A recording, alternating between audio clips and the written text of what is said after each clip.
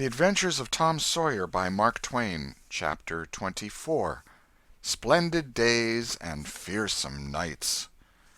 Tom was a glittering hero once more, the pet of the old, the envy of the young. His name even went into immortal print, for the village paper magnified him. There were some that believed he would be president yet if he escaped hanging.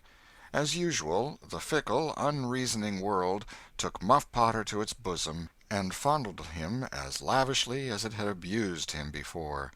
But that sort of conduct is to the world's credit, therefore it is not well to find fault with it. Tom's days were days of splendor and exaltation to him, but his nights were seasons of horror. Injun Joe infested all his dreams, and always with doom in his eye. Hardly any temptation could persuade the boy to stir abroad after nightfall. Poor Huck was in the same state of wretchedness and terror, for Tom had told the whole story to the lawyer the night before the great day of the trial, and Huck was sore afraid that his share in the business might leak out yet, notwithstanding Injun Joe's flight had saved him the suffering of testifying in court. The poor fellow had got the attorney to promise secrecy, but what of that, since Tom's harassed conscience had managed to drive him to the lawyer's house by night and wring a dread tale from lips that had been sealed with the dismalest and most formidable of oaths. Huck's confidence in the human race was well nigh obliterated. Daily, Muff Potter's gratitude made Tom glad he had spoken, but nightly he wished he had sealed up his tongue. Half the time Tom was afraid Injun Joe would never be captured, the other half he was afraid he would be. He felt sure he never could draw a safe breath again until that man was dead and he had seen the corpse. Rewards had been offered, the country had been scoured, but no Injun Joe was found. One of those omniscient and awe-inspiring marvels, a detective, came up from St. Louis, moused around, shook his head, looked wise, and made that sort of astounding success which members of the craft usually achieve. That is to say, he found a clue. But you can't hang a clue for murder, and so after that detective had got through and gone home, Tom felt just as insecure as he was before. The slow days drifted on, and each left behind it a slightly lightened weight of apprehension. End of Chapter 24. Chapter 25. Seeking the Buried Treasure. There comes a time in every rightly constructed boy's life when he has a raging desire to go somewhere and dig for hidden treasure. This desire suddenly came upon Tom one day. He sallied out to find Joe Harper, but failed of success. Next he sought Ben Rogers. He had gone fishing. Presently he stumbled upon Huck Finn, the red-handed. Huck would answer. Tom took him to a private place and opened the matter to him confidentially. Huck was willing. Huck was always willing to take a hand in any enterprise that offered entertainment and required no capital, for he had a troublesome superabundance of that sort of time which is not money. "Where'll we dig?" said Huck. "Oh, most anywhere." "Why, is it hid all round?" "No, indeed it ain't. It's hid in mighty particular places, Huck. Sometimes on islands, sometimes in rotten chests under the end of a limb of an old dead tree, just where the shadow falls at midnight, but mostly under the floor in haunted houses." "Who hides it?" "Why, robbers, of course. Who'd you reckon? Sunday-school superintendents?" "I don't know. If 'twas mine, I wouldn't hide it. I'd spend it and have a good time." "So would I. But robbers don't do that way. They always hide it and leave it there." "Don't they come after it any more?" "No, they think they will, but they generally forget the marks, or else they die. Anyway, it lays there a long time and gets rusty, and by somebody finds an old yellow paper that tells how to find the marks, a paper that's got to be ciphered over about a week because it's mostly signs and hieroglyphics." "Hiero which?" "Hieroglyphics. Pictures and things, you know, that don't seem to mean anything." "Have you got one of them papers, Tom?" "No." "Well, then, how are you going to find the marks?" "I don't want to find any marks. They always bury it under a haunted house, or on an island, or under a dead tree that's got one limb sticking out. Well, we've tried Jackson's Island a little, and we can try it again sometime. And there's the old haunted house up the Still House branch, and there's lots of dead limb trees, dead loads of 'em." Is it under all of them? How you talk! No! And how you going to know which one to go for? Go for all of them. Why, Tom, it'll take all summer. Well, what of that? Suppose you find a brass pot with $100 in it, all rusty and gay, or a rotten chest full of diamonds. How's that? Huck's eyes glowed. That's bully. Plenty bully enough for me. Just you give me the $100, and I don't want no diamonds. All right, but I bet you I ain't going to throw off on diamonds. Some of 'em's worth $20 apiece. There ain't any hardly but's worth 6 bits or $1. No. Is that so? Certainly. Anybody'd tell you so. Hain't you ever seen one, Huck? Not as I remember. Oh, kings have slathers of them. Well, I don't know no kings, Tom. I reckon you don't. But if you was to go to Europe, you'd see a raft of 'em hopping around. Do they hop? Hop? Your granny. No! Well, what'd you say they did for? Shucks, I only meant you'd see 'em, not hopping, of course. What do they want to hop for? But I mean you'd just see 'em scattered around, in a kind of a general way, like that old humpbacked Richard. Richard? What's his other name? He didn't have any other name. Kings don't have any but a given name. No? But they don't.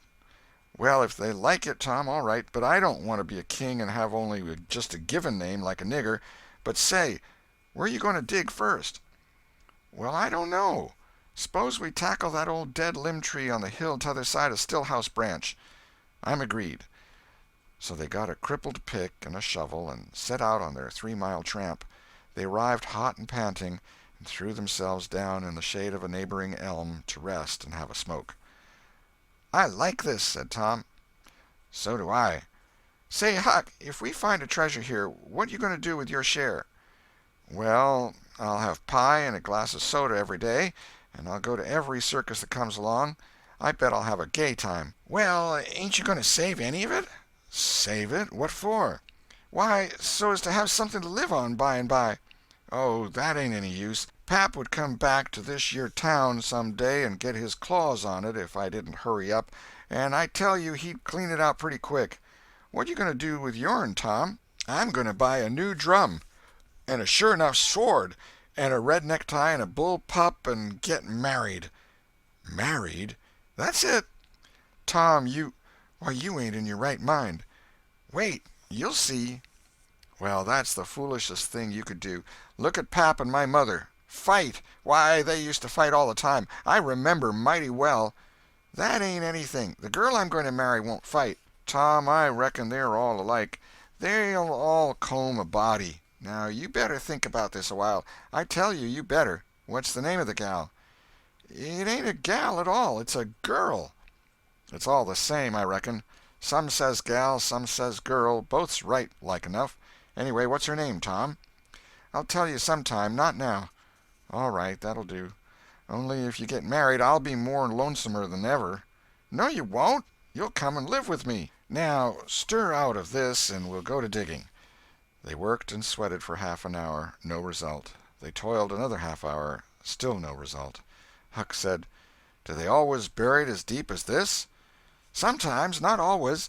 Not generally. I reckon we haven't got the right place. So they chose a new spot and began again. The labor dragged a little, but still they made progress. They pegged away in silence for some time. Finally, Huck leaned on his shovel, swabbed the beaded drops from his brow with his sleeve, and said, Where are you going to dig next, after we get this one? I reckon maybe we'll tackle the old tree that's over yonder on Cardiff Hill, back of the widow's.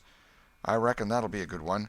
But won't the widow take it away from us, Tom? It's on her land. She take it away? Maybe she'd like to try it once. Whoever finds one of these hid treasures, it belongs to him. It don't make any difference whose land it's on. That was satisfactory. The work went on. By and by Huck said, Blame it, we must be in the wrong place again. What do you think? It is mighty curious, Huck. I don't understand it. Sometimes witches interfere. I reckon maybe that's what's the trouble now. Shucks, witches ain't got no power in the daytime. Well, that's so. I didn't think of that. Oh, I know what the matter is. What a blamed lot of fools we are. You got to find out where the shadow of the limb falls at midnight, and that's where you dig. Then, consound it, we fooled away all this work for nothing. Now, hang it all, we've got to come back in the night. It's an awful long way. Can you get out?" "I bet I will. We've got to do it tonight, too, because if somebody sees these holes they'll know in a minute what's here, and they'll go for it." "Well, I'll come around and mow tonight." "All right. Let's hide the tools in the bushes." The boys were there that night about the appointed time. They sat in the shadow, waiting. It was a lonely place, and an hour made solemn by old traditions. Spirits whispered in the rustling leaves, ghosts lurked in the murky nooks, the deep baying of a hound floated up out of the distance, an owl answered with his sepulchral note. The boys were subdued by these solemnities, and talked little. By and by they judged that 12 had come. They marked where the shadow fell, and began to dig. Their hopes commenced to rise. Their interest grew stronger, and their industry kept pace with it. The hole deepened and still deepened, but every time their hearts jumped to hear the pick strike upon something, they only suffered a new disappointment. It was only a stone or a chunk. At last Tom said, "It ain't no use, Huck. We're wrong again." "Well, but we can't be wrong. We spotted the shadow to a dot." "I know it, but then there's another thing." "What's that?" "Why, we only guessed at the time. Like enough it was too late or too early." Huck dropped his shovel. "That's it," he said. "That's the very trouble. We got to give this one up. We can't ever tell the right time. And besides, this kind of thing's too awful, here this time of night with witches and ghosts a-fluttering around so. I feel as if something's behind me all the time, and I'm afeard to turn around because maybe there's others in front a-waiting for a chance. I've been creeping all over ever since I got here." "Well, I've been pretty much so too, Huck. They most always put in a dead man when they bury a treasure under a tree, to look out for it." "Lordy!" "Yes, they do. I've always heard that." "Tom, I don't like to fool around much where there's dead people. A body's bound to get into trouble with 'em, sure." "I don't like to stir 'em up, either. Suppose this one here was to stick his skull out and say something." "Don't, Tom, it's awful." "Well, it just is. Huck, I don't feel comfortable a bit." "Say, Tom, let's give this place up and try somewhere else." "All right, I reckon we better." "What'll it be?" Tom considered a while, and then said, "The haunted house. That's it." "Blame it, I don't like haunted houses, Tom. Why, they're a dern sight worse'n dead people. Dead people might talk, maybe, but they don't come sliding around in a shroud when you ain't noticing, and peep over your shoulder all of a sudden and grit their teeth the way a ghost does. I couldn't stand such a thing as that, Tom. Nobody could." "Yes, but, Huck, ghosts don't travel around only at night. They won't hinder us from digging there in the daytime." "Well, that's so. But you know mighty well people don't go about that haunted house in the day nor the night." "Well, that's mostly because they don't like to go where a man's been murdered, anyway. But nothing's ever been seen around that house except in the night. Just some blue lights slipping by the windows. No regular ghosts."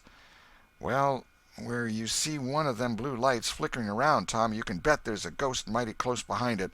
It stands to reason, because you know that they don't anybody but ghosts use 'em." "Yes, that's so. But anyway, they don't come around in the daytime, so what's the use of our being afeard?" "Well, all right. We'll tackle the haunted house if you say so, but I reckon it's taking chances."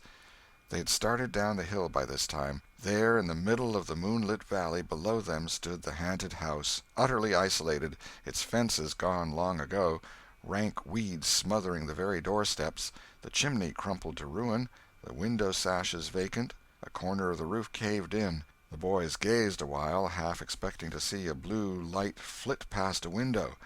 Then, talking in a low tone, as befitted the time and the circumstances, they struck far off to the right, to give the haunted house a wide berth, and took their way homeward through the woods that adorned the rearward side of Cardiff Hill. Chapter 26. Real Robbers Seize the Box of Gold. About noon the next day the boys arrived at the dead tree. They had come for their tools. Tom was impatient to go to the haunted house. Huck was measurably so, also, but suddenly said, "Looky here, Tom, do you know what day it is?" Tom mentally ran over the days of the week, and then quickly lifted his eyes with a startled look in them. "My, I never once thought of it, Huck." "Well, I didn't either, but all at once it popped onto me that It was Friday. Blame me, a body can't be too careful, Huck. We might 'a' got into an awful scrape tackling such a thing on a Friday. Might. Better say we would. There's some lucky days, maybe, but Friday ain't. Any fool knows that. I don't reckon you was the first that found it out, Huck. Well, I never said it was, did I? And Friday ain't all, neither. I had a rotten bad dream last night. Dreamt about rats. No! Sure sign of trouble. Did they fight? No. Well, that's good, Huck. When they don't fight, it's only a sign that there's trouble around, you know. All we got to do is to look mighty sharp and keep out of it. We'll drop this thing for today and play. Do you know Robin Hood, Huck? No. Who's Robin Hood? Why, he was one of the greatest men that was ever in England, and the best. He was a robber. Cracky, I wished I was. Who did he rob? Only sheriffs and bishops and rich people and kings and such like, but he never bothered the poor. He loved 'em. He always divided up with 'em perfectly square. Well, he must have been a brick. I bet you he was, Huck. Oh, he was the noblest man that ever was. They ain't any such men now, I can tell you. He could lick any man in England with one hand tied behind him, and he could take his yew-bow and plug a 10-cent piece every time, a mile and a half. What's a yew-bow? I don't know. It's some kind of a bow, of course, and if he hit that dime only on the edge, he would set down and cry and curse. But we'll play Robin Hood, and it's nobby fun. I'll learn you. I'm agreed. So they played Robin Hood all afternoon, now and then casting a yearning eye down upon the haunted house and passing a remark about the morrow's prospects and possibilities there.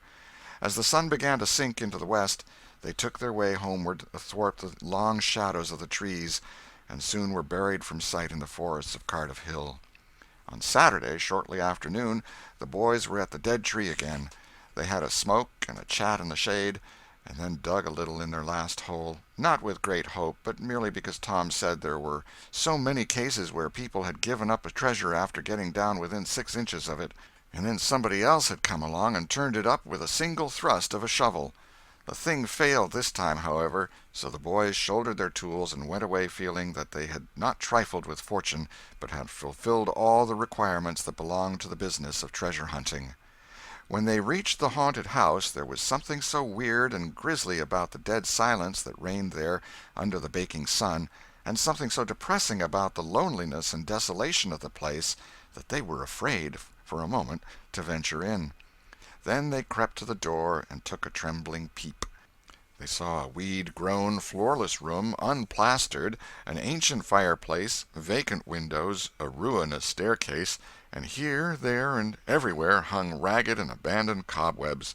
They presently entered, softly, with quickened pulses, talking in whispers, ears alert to catch the slightest sound, and muscles tense and ready for instant retreat. In a little while familiarity modified their fears, and they gave the place a critical and interested examination, rather admiring their own boldness, and wondering at it, too. Next they wanted to look upstairs. This was something like cutting off the retreat. But they got to daring each other, and of course there could be but one result. They threw their tools into a corner and made the ascent. Up there were the same signs of decay. In one corner they found a closet that promised mystery, but the promise was a fraud. There was nothing in it. Their courage was up now and well in hand. They were about to go down and begin work when— "Shh!" said Tom. "What is it?" whispered Huck, blanching with fright. "Shh! There! Hear it?" "Yes. Oh, my! Let's run! Keep still! Don't you budge. They're coming right toward the door." The boys stretched themselves upon the floor with their eyes to knot-holes in the planking, and lay waiting in a misery of fear. "They've stopped. No, coming. Here they are. Don't whisper another word, Huck. My goodness, I wish I was out of this." 2 men entered. Each boy said to himself, "There's the old deaf and dumb Spaniard that's been about town once or twice lately. Never saw t'other man before." T'other was a ragged, unkempt creature with nothing very pleasant in his face. The Spaniard was wrapped in a sarape. He had bushy white whiskers, long white hair flowed from under his sombrero, and he wore green goggles. When they came in, T'other was talking in a low voice. They sat down on the ground, facing the door, with their backs to the wall, and the speaker continued his remarks. His manner became less guarded and his words more distinct as he proceeded. "No," said he, I've thought it all over, and I don't like it. It's dangerous." "Dangerous?" grunted the deaf and dumb Spaniard, to the vast surprise of the boys. "Milksop!" This voice made the boys gasp and quake. It was Injun Joe's. There was silence for some time. Then Joe said: "What's any more dangerous than that job up yonder? But nothing's come of it." "That's different. Away up the river so, and not another house about. 'Twon't ever be known that we tried, anyway, long as we didn't succeed." "Well, what's more dangerous than coming here in the daytime? Anybody would suspicion us that saw us." "I know that. But there warn't any other places handy after that fool of a job. I want to quit this shanty. I wanted to yesterday, only it weren't any use trying to stir out of here with those infernal boys playing over there on the hill right in full view." Those infernal boys quaked again under the inspiration of this remark, and thought how lucky it was that they had remembered it was Friday and concluded to wait a day. They wished in their hearts they had waited a year. The two men got out some food and made a luncheon. After a long and thoughtful silence, Injun Joe said: "Look here, lad, you go back up the river where you belong. Wait there till you hear from me. I'll take the chances on dropping into this town just once more for a look. We'll do that dangerous job after I've spied around a little and think things look well for it. Then for Texas. We'll leg it together." This was satisfactory. Both men presently fell to yawning, and Injun Joe said: "I'm dead for sleep. It's your turn to watch." He curled down into the weeds, and soon began to snore. His comrade stirred him once or twice, and he became quiet. Presently the watcher began to nod. His head drooped lower and lower, and both men began to snore now. The boys drew a long, grateful breath. Tom whispered: "Now's our chance. Come." Huck said: "I can't. I'd die if they was to wake." Tom urged. Huck held back. At last Tom rose slowly and softly and started alone, but the first step he made wrung such a hideous creak from the crazy floor that he sank down almost dead with fright. He never made a second attempt. The boys lay there counting the dragging moments till it seemed to them that time must be done and eternity growing gray, and then they were grateful to note that at last the sun was setting. Now one snore ceased. Injun Joe sat up, stared around, smiled grimly upon his comrade, whose head was drooping upon his knees, stirred him up with his foot, and said: "Here, you're a watchman, ain't you? All right, though, nothing's happened." "My, have I been asleep?" "Oh, partly. Nearly time for us to be moving, pard. What'll we do with what little swag we've got left?" "I don't know. Leave it here as we've always done, I reckon. No use to take it away till we start south. 650 in silver's something to carry." "Well, all right, it won't matter to come here once more." "No, but I'd say come in the night, as we used to do. It's better." "Yes, but look here, it may be a good while before I get the right chance at that job. Accidents might happen. 'Tain't in such a very good place. We'll just regularly bury it, and bury it deep." "Good idea," said the comrade, who walked across the room, knelt down, raised one of the rearward hearthstones, and took out a bag that jingled pleasantly. He subtracted from it $20 or $30 for himself, and as much for Injun Joe, and passed the bag to the latter, who was on his knees in the corner now, digging with his bowie knife. The boys forgot all their fears, all their miseries in an instant. With gloating eyes they watched every movement. Luck! The splendor of it was beyond all imagination. $600 was money enough to make half a dozen boys rich. Here was treasure hunting under the happiest auspices. There would not be any bothersome uncertainty as to where to dig. They nudged each other every moment, eloquent nudges and easily understood, for they simply meant, "Oh, but ain't you glad now we're here?" Joe's knife struck upon something. "Hello," he said. "What is it?" said his comrade. "Half-rotten plank. No, it's a box, I believe. Here, bear a hand and we'll see what it's here for. Never mind, I've broke a hole." He reached his hand in and drew it out. "Man, it's money." The two men examined the handful of coins. They were gold. The boys above were as excited as themselves, and as delighted. Joe's comrade said: "We'll make quick work of this. There's an old rusty pick over amongst the weeds in the corner the other side of the fireplace. I saw it a minute ago." He ran and brought the boy's pick and shovel. Injun Joe took the pick, looked it over critically, shook his head, muttered something to himself, and then began to use it. The box was soon unearthed. It was not very large. It was iron-bound, and had been very strong before the slow years had injured it. The men contemplated the treasure a while in blissful silence. "Pard, there's thousands of dollars here," said Injun Joe. "'Twas always said that Murrell's gang used to be around here one summer," the stranger observed. "I know it," said Injun Joe, "and this looks like it, I should say. Now you won't need to do that job." The half-breed frowned. Said he, "You don't know me. Least you don't know all about that thing. 'Tain't robbery altogether, it's revenge." And a wicked light flamed in his eyes. "I'll need your help in it. When it's finished, then Texas. Go home to your Nance and your kids and stand by till you hear from me." "Well, if you say so. What'll we do with this? Bury it again?" "Yes." Ravishing delight overhead. "No, by the great Sachem, no!" Profound distress overhead. "I'd nearly forgot. That pick had fresh earth on it." The boys were sick with terror in a moment.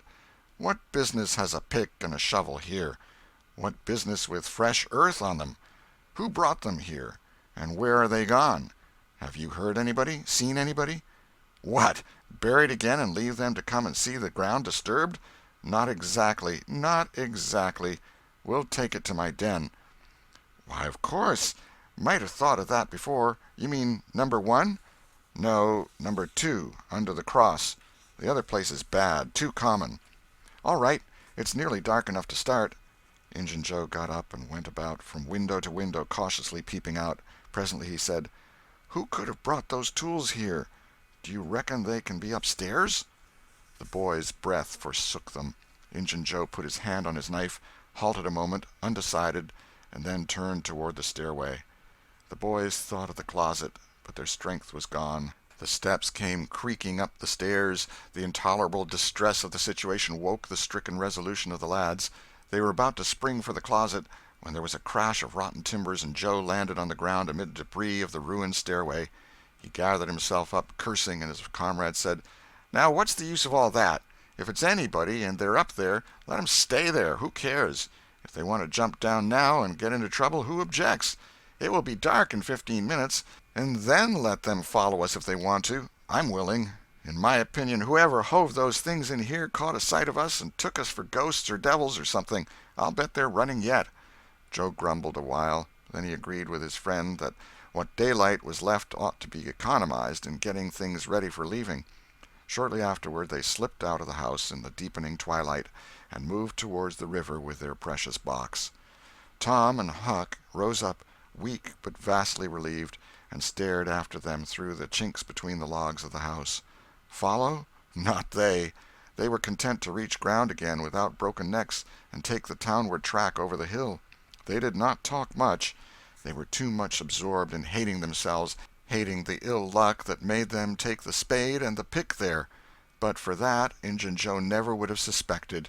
He would have hidden the silver with the gold to wait there till his revenge was satisfied, and then he would have had the misfortune to find that money turn up missing. Bitter, bitter luck that the tools were ever brought there. They resolved to keep a lookout for that Spaniard when he should come to town spying out for chances to do his revengeful job, and follow him to number 2, wherever that might be. Then a ghastly thought occurred to Tom. "Revenge? What if he means us, Huck?" "Oh, don't," said Huck, nearly fainting. They talked it all over, and as they entered town they agreed to believe that he might possibly mean somebody else, at least that he might at least mean nobody but Tom, since only Tom had testified. Very, very small comfort it was to Tom to be alone in danger. Company would be palpable improvement, he thought. Chapter 27. Trembling on the Trail. The adventure of the day mightily tormented Tom's dreams that night. 4 times he had his hands on that rich treasure, and 4 times it wasted to nothingness in his fingers as sleep forsook him and wakefulness brought back the hard reality of his misfortune. As he lay in the early morning recalling the incidents of his great adventure, he noticed that they seemed curiously subdued and far away, somewhat as if they had happened in another world or in a time long gone by. Then it occurred to him that the great adventure itself must be a dream. There was one very strong argument in favor of this idea, namely, that the quantity of coin he had seen was too vast to be real. He had never seen as much as $50 in one mass before, and he was like all boys of his age and station in life, in that he imagined that all references to hundreds and thousands were mere fanciful forms of speech, and that no such sums really existed in the world. He never had supposed for a moment that so large a sum as $100 was to be found in actual money in anyone's possession. If his notions of hidden treasure had been analyzed, they would have been found to consist of a handful of real dimes and a bushel of vague, splendid, ungraspable dollars. But the incidents of his adventure grew sensibly sharper and clearer under the attrition of thinking them over, and so he presently found himself leaning to the impression that the thing might not have been a dream after all. This uncertainty must be swept away. He would snatch a hurried breakfast and go and find Huck. Huck was sitting on the gunwale of a flatboat, listlessly dangling his feet in the water and looking very melancholy. Tom concluded to let Huck lead up to the subject. If he did not do it, then the adventure would be proved to have been only a dream. "Hello, Huck." "Hello yourself." Silence for a minute. "Tom, if we'd 'a' left the blamed tools at the dead tree, we'd 'a' got the money. Oh, ain't it awful?" "'Tain't a dream, then. 'Tain't a dream. Somehow I most wish it was. Dogged if I don't, Huck." "What ain't a dream?" "Oh, that thing yesterday. I been half thinking it was." "Dream! If them stairs hadn't broke down, you'd 'a' seen how much dream it was. I've had dreams enough all night, with that patch-eyed Spanish devil going for me all through 'em. Rot him!" "No, not rot him. Find him. Track the money." "Tom, we'll never find him. A feller don't have only one chance for such a pile, and that one's lost. I'd feel mighty shaky if I was to see him, anyway." "Well, so'd I, but I'd like to see him anyway. Track him out. To his number 2. "Number 2, yes, that's it. I been thinking 'bout that, but I can't make nothing out of it. What do you reckon it is?" "I don't know. It's too deep. Say, Huck, maybe it's the number of a house." "Goody! No, Tom, that ain't it. If it is, it ain't in this one-horse town. They ain't no numbers here." "Well, that's so. Let me think a minute. Here, it's the number of a room in a tavern, you know." "Oh, that's the trick. They ain't only 2 taverns. We can find out quick. You stay here, Huck, till I come." Tom was off at once. He did not care to have Huck's company in public places. He was gone half an hour. He found that in the best tavern, number 2 had long been occupied by a young lawyer, and was still so occupied. In the less ostentatious house, number 2 was a mystery. The tavern-keeper's young son said it was kept locked all the time, and he never saw anybody go into it or come out of it except at night. He did not know any particular reason for this state of things, had had some little curiosity, but it was rather feeble, had made the most of the mystery by entertaining himself with the idea that the room was haunted, had noticed that there was a light in there the night before. "That's what I've found out, Huck. I reckon that's the very number 2 we're after." "I reckon it is, Tom. Now, what you going to do?" "Let me think." Tom thought a long time. Then he said, "I'll tell you. The back door of that number 2 is the door that comes out into the little close alley between the tavern and the old rattle-trap of a brick store. Now you get hold of all the door keys you can find, and I'll nip all of Auntie's, and the first dark night we'll go there and try 'em. And mind you, keep a lookout for Injun Joe, because he said he was going to drop into town and spy around once more for a chance to get his revenge. If you see him, you just follow him, and if he don't go to that number 2, that ain't the place." "Lordy, I don't want to follow him by myself." "Why, it'll be night, sure. He mightn't ever see you, and if he did, maybe he'd never think anything." "Well, if it's pretty dark, I reckon I'll track him. I don't know. I'll try." "You bet I'll follow him if it's dark, Huck. Why, he might have found out he couldn't get his revenge, and be going right after that money." "It's so, Tom, it's so. I'll follow him. I will, by jingoes." "Now you're talking. Don't you ever weaken, Huck, and I won't." End of chapter 27. Chapter 28. In the Lair of Injun Joe. That night Tom and Huck were ready for their adventure. They hung about the neighborhood of the tavern until after 9, one watching the alley at a distance and the other the tavern door. Nobody entered the alley or left it. Nobody resembling the Spaniard entered or left the tavern door.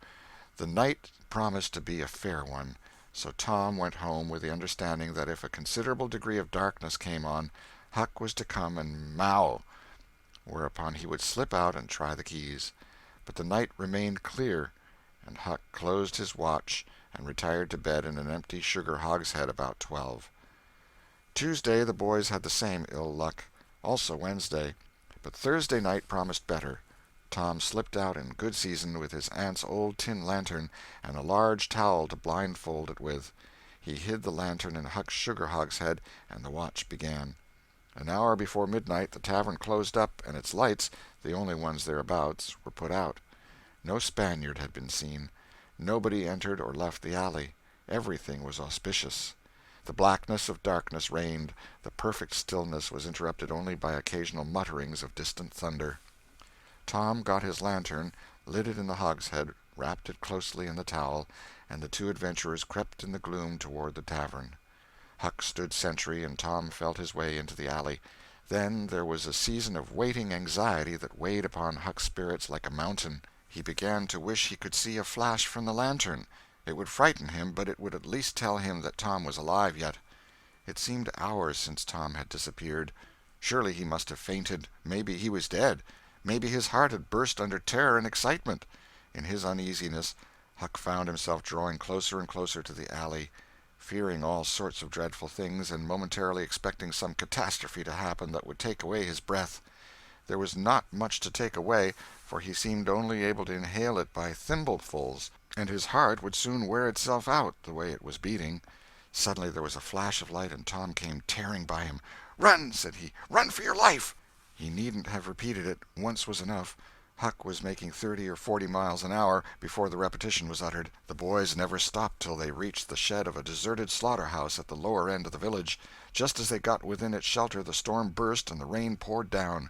As soon as Tom got his breath he said, "Huck, it was awful. I tried 2 of the keys, just as soft as I could, but they seemed to make such a power of a racket that I couldn't hardly get my breath, I was so scared. They wouldn't turn in the lock, either. Well, without noticing what I was doing, I took hold of the knob, and open comes the door. It warn't locked. I hopped in and shook off the towel, and great Caesar's ghost!" What'd you see, Tom?" "Huck, I most stepped onto Injun Joe's hand." "No!" "Yes, he was laying there sound asleep on the floor, with his old patch on his eye and his arms spread out." "Lordy, what'd you do? Did he wake up?" "No, never budged. Drunk, I reckon. I just grabbed that towel and started." "I'd never thought of the towel, I bet." "Well, I would. My aunt would make me mighty sick if I lost it." "Say, Tom, did you see that box?" "Huck, I didn't wait to look around. I didn't see the box. I didn't see the cross. I didn't see anything but a bottle and a tin cup on the floor by Injun Joe. Yes, and I saw 2 barrels and lots more bottles in the room." "Don't you see, now? What's the matter with that haunted room?" "How?" "Why, it's haunted with whiskey. Maybe all the temperance taverns have got a haunted room, hey, Huck?" "Well, I reckon maybe that's so. Who'd have thought such a thing? But say, Tom, now's a mighty good time to get that box if Injun Joe's drunk." "It is that. You try it." Huck shuddered. "Well, no, I reckon not." "And I reckon not, Huck. Only 1 bottle alongside of Injun Joe ain't enough. If there'd been 3 he'd be drunk enough, and I'd do it." There was a long pause for reflection, and then Tom said, "Looky here, Huck, let's not try that thing any more till we know Injun Joe's not in there. It's too scary. Now, if we watch every night, we'll be dead sure to see him go out, some time or other, and then we'll snatch that box quicker'n lightning." "Well, I'm agreed. I'll watch the whole night long, and I'll do it every night, too, if you'll do the other part of the job." "All right, I will. All you got to do is to trot up Hooper Street a block and mow, and if I'm asleep, you throw some gravel at the window, and that'll fetch me." "Agreed, and good as wheat." "Now, Huck, the storm's over, and I'll go home. It'll begin to be daylight in a couple hours. You go back and watch that long, will you?" "I said I would, Tom, and I will. I'll haunt that tavern every night for a year. I'll sleep all day, and I'll stand watch all night." "That's all right. Now, where are you going to sleep?" "In Ben Rogers' hayloft. He lets me, and so does his pap's nigger man, Uncle Jake. I tote water for Uncle Jake whenever he wants me to, and any time I ask him he gives me a little something to eat if he can spare it. That's a mighty good nigger, Tom. He likes me because I don't ever act as if I was above him. Sometimes I set right down and eat with him, but you needn't tell that. A body's got to do things when he's awful hungry he wouldn't want to do as a steady thing. Well, if I don't want you in the daytime, I'll let you sleep. I won't come bothering round. Any time you see something's up in the night, just skip right around and meow. Chapter 29. Huck Saves the Widow. The first thing Tom heard on Friday morning was a glad piece of news. Judge Thatcher's family had come back to town the night before. Both Injun Joe and the treasure sank into secondary importance for a moment, and Becky took the chief place in the boy's interest. He saw her, and they had an exhausting good time playing high spy and gully keeper with a crowd of their schoolmates. The day was completed and crowned in a peculiarly satisfactory way. Becky teased her mother to appoint the next day for the long-promised and long-delayed picnic, and she consented. The child's delight was boundless, and Tom's not more moderate. The invitations were sent out before sunset, and straightway the young folks of the village were thrown into a fever of preparation and pleasurable anticipation. Tom's excitement enabled him to keep awake until a pretty late hour, and he had good hopes of hearing Huck's mow and of having his treasure to astonish Becky and the picnickers with next day. But he was disappointed. No signal came that night. Morning came eventually, and by 10 or 11 o'clock a giddy and rollicking company were gathered at Judge Thatcher's, and everything was ready for a start. It was not the custom for elderly people to mar picnics with their presence. The children were considered safe enough under the wings of a few young ladies of 18 and a few young gentlemen of 23 or thereabouts. The old steam ferry-boat was chartered for the occasion. Presently the gay throng filed up the main street laden with provision baskets. Sid was sick and had to miss the fun. Mary remained at home to entertain him. The last thing Mrs. Thatcher said to Becky was, "You'll not get back till late. Perhaps you'd better stay all night with some of the girls that live near the ferry landing, child." "Then I'll stay with Susie Harper, Mama." "Very well. And mind and behave yourself, and don't be any trouble." Presently, as they tripped along, Tom said to Becky, "Say, I'll tell you what we'll do. Instead of going to Joe Harper's, we'll climb right up the hill and stop at the Widow Douglas's. She'll have ice cream. She has it most every day. Dead loads of it. And she'll be awful glad to have us." "Oh, that will be fun."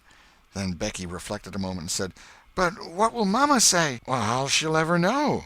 The girl turned the idea over in her mind and said reluctantly, "I reckon it's wrong, but—" "But shucks, your mother won't know, and so what's the harm? All she wants is that you'll be safe, and I bet you she'd have said go there if she'd 'a' thought about it. I know she would."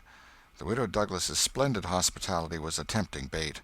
It and Tom's persuasions presently carried the day, so it was decided to say nothing to anybody about the night's program. Presently it occurred to Tom that maybe Huck might come in this very night and give the signal. The thought took a deal of the spirit out of his anticipation. Still, he could not bear to give up the fun at Widow Douglas's, and why should he give it up, he reasoned. The signal did not come the night before, so why should it be any more likely to come tonight? The sure fun of the evening outweighed the uncertain treasure, and, boylike, he determined to yield to the stronger inclination and not allow himself to think of the box of money another time that day. 3 miles below town the ferry-boat stopped at the mouth of the woody hollow and tied up. The crowd swarmed ashore, and soon the forest distances and craggy heights echoed far and near with shoutings and laughter. All the different ways of getting hot and tired were gone through with, and by the rovers straggled back to camp, fortified with responsible appetites, and then the destruction of the good things began. After the feast there was a refreshing season of rest and chat in the shade of spreading oaks. By and by somebody shouted, "Who's ready for the cave?" Everybody was. Bundles of candles were procured, and straightway there was a general scamper up the hill. The mouth of the cave was up the hillside, an opening shaped like a letter A. Its massive oaken door stood unbarred. Within was a small chamber, chilly as an ice-house, and walled by nature with solid limestone that was dewy with a cold sweat. It was romantic and mysterious to stand here in the deep gloom and look out upon the green valley shining in the sun. But the impressiveness of the situation quickly wore off, and the romping began again. The moment a candle was lighted there was a general rush upon the owner of it, a struggle and a gallant defense followed, but the candle was soon knocked down or blown out, and then there was a glad clamor of laughter and a new chase. But all things have an end. By and by the procession went filing down the steep descent of the main avenue, the flickering rank of lights dimly revealing the lofty walls of rock almost to their point of junction 60 feet overhead. This main avenue was not more than 8 or 10 feet wide. Every few steps other lofty and still narrower crevices branched from it on either hand, for McDougal's cave was but a vast labyrinth of crooked aisles that ran into each other and out again and led nowhere. It was said that one might wander days and nights together through its intricate tangle of rifts and chasms and never find the end of the cave, and that he might go down and still down into the earth, and it was just the same, labyrinth underneath labyrinth, and no end to any of them. No man knew the cave. That was an impossible thing. Most of the young men knew a portion of it, and it was not customary to venture much beyond this known portion. Tom Sawyer knew as much of the cave as anyone. The procession moved along the main avenue some 3/4 of a mile, then groups and couples began to slip aside into branch avenues, fly along the dismal corridors, and take each other by surprise at points where the corridors joined again. Parties were able to elude each other for the space of half an hour without going beyond the known ground.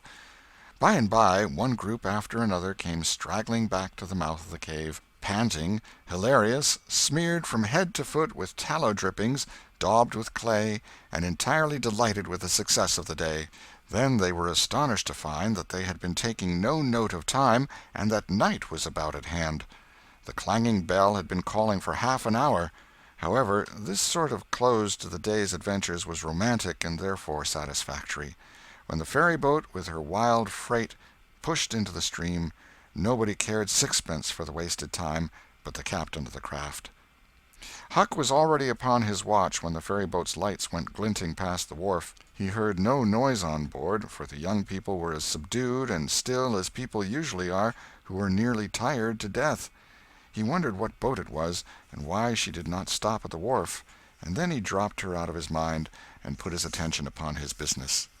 The night was growing cloudy and dark. 10 o'clock came, and the noise of vehicles ceased. Scattered lights began to wink out. All straggling foot-passengers disappeared. The village betook itself to its slumbers, and left the small watcher alone with the silence and the ghosts. 11 o'clock came, and the tavern lights were put out. Darkness everywhere now. Huck waited what seemed a weary long time, but nothing happened. His faith was weakening. Was there any use? Was there really any use? Why not give it up and turn in? A noise fell upon his ear. He was all attention in an instant. The alley door closed softly. He sprang to the corner of the brick store. The next moment 2 men brushed by him, and one seemed to have something under his arm. It must be that box. So they were going to remove the treasurer. Why call Tom now? It would be absurd. The men would get away with the box and never be found again. No, he would stick to their wake and follow them. He would trust to the darkness for security from discovery. So, communing with himself, Huck stepped out and glided along behind the men, cat-like, with bare feet, allowing them to keep just far enough ahead not to be invisible. They moved up the river street 3 blocks, then turned to the left up a cross street. They went straight ahead, then, until they came to the path that led up Cardiff Hill. This they took. They passed by the old Welshman's house, halfway up the hill, without hesitating, and still climbed upward. Good, thought Huck, they will bury it in the old quarry. But they never stopped at the quarry. They passed on, up the summit. They plunged into the narrow path between the tall sumac bushes, and were at once hidden in the gloom. Huck closed up and shortened his distance now, for they would never be able to see him. He trotted along a while, then slackened his pace, fearing he was gaining too fast, moved on a piece, then stopped altogether, listened. No sound. None, save that he seemed to hear the beating of his own heart. The hooting of an owl came from over the hill. Ominous sound, but no footsteps. Heavens, was everything lost? He was about to spring with winged feet when a man cleared his throat not 4 feet from him. Huck's heart shot into his throat, but he swallowed it again, and then he stood there, shaking as if a dozen agues had taken charge of him at once, and so weak that he thought he must surely fall to the ground. He knew where he was. He knew he was within 5 steps of the stile leading into Widow Douglas's grounds. Very well, he thought, let them bury it there. It won't be hard to find. Now there was a voice, a very low voice, Injun Joe's. "Damn her. Maybe she's got company. There's lights, late as it is." "I can't see any." This was that stranger's voice, the stranger of the haunted house. A deadly chill went to Huck's heart. This, then, was the revenge job. His thought was to fly. Then he remembered that the Widow Douglas had been kind to him more than once, and maybe these men were going to murder her. He wished he dared venture to warn her, but he knew he didn't dare. They might come and catch him. He thought all this and more in the moment that lapsed between the stranger's remark and Injun Joe's next, which was, "Because the bush is in your way. Now this way. Now you see, don't you?" "Yes. Well, there is company there, I reckon. Better give it up." "Give it up? And I just leaving this country forever? Give it up and maybe never have another chance? I tell you again, as I've told you before, I don't care for her swag. You may have it. But her husband was rough on me. Many times he was rough on me. And mainly he was the justice of the peace that jugged me for a vagrant. And that ain't all. It ain't a millionth part of it. He had me horsewhipped. Horsewhipped in front of the jail like a nigger, with all the town looking on. Horsewhipped, do you understand? He took advantage of me and died, but I'll take it out of her." "Oh, don't kill her. Don't do that." "Kill? Who said anything about killing? I would kill him if he were here, but not her. When you want to get revenge on a woman, you don't kill her. Bosh, you go for her looks. You slit her nostrils. You notch her ears like a sow." "By God, that's—" "Keep your opinion to yourself. It will be safest for you. I'll tie her to the bed. If she bleeds to death, is that my fault? I'll not cry if she does. My friend, you'll help in this thing, for my sake. That's why you're here. I mightn't be able alone. If you flinch, I'll kill you. Do you understand that? And if I have to kill you, I'll kill her, and then I reckon nobody'll ever know much about who done this business." "Well, if it's got to be done, let's get at it. The quicker the better. I'm all in a shiver." "Do it now? And company there? Look here, I'll get suspicious of you first thing you know. No, we'll wait till the lights are out. There's no hurry." Huck felt that a silence was going to ensue, a thing still more awful than any amount of murderous talk, so he held his breath and stepped gingerly back, planted his foot carefully and firmly, after balancing, one-legged, in a precarious way, and almost toppling over, first on one side and then on the other. He took another step back with the same elaboration and the same risks, then another and another, and a twig snapped under his foot. His breath stopped and he listened. There was no sound. The stillness was perfect. His gratitude was measureless. Now he turned in his tracks, between the walls of sumac bushes, turned himself as carefully as if he were a ship, and then stepped quickly but cautiously along. When he emerged at the quarry he felt secure, and so he picked up his nimble heels and flew. Down, down he sped till he reached the Welshman's. He banged at the door, and presently the heads of the old man and his 2 stalwart sons were thrust from the windows. "What's the row there? Who's banging? What do you want?" "Let me in, quick! I'll tell everything." "Why, who are you?" "Huckleberry Finn! Quick, let me in!" "Huckleberry Finn, indeed! It ain't a name to open many doors, I judge. But let him in, lads, and let's see what's the trouble." "Please don't ever tell I told you," were Huck's first words when he got in. "Please don't. I'd be killed, sure. But the widow's been good friends to me sometimes, and I want to tell. I will tell if you'll promise you won't ever say it was me." "By George, he has got something to tell, or he wouldn't act so," exclaimed the old man. "Out with it, and nobody here'll ever tell, lad." 3 minutes later the old man and his sons, well armed, were up the hill and just entering the sumac path on tiptoe, their weapons in their hands. Huck accompanied them no farther. He hid behind a great boulder and fell to listening. There was a lagging, anxious silence, and then all of a sudden there was an explosion of firearms and a cry. Huck waited for no particulars. He sprang away and sped down the hill as fast as his legs could carry him. End of chapter 29.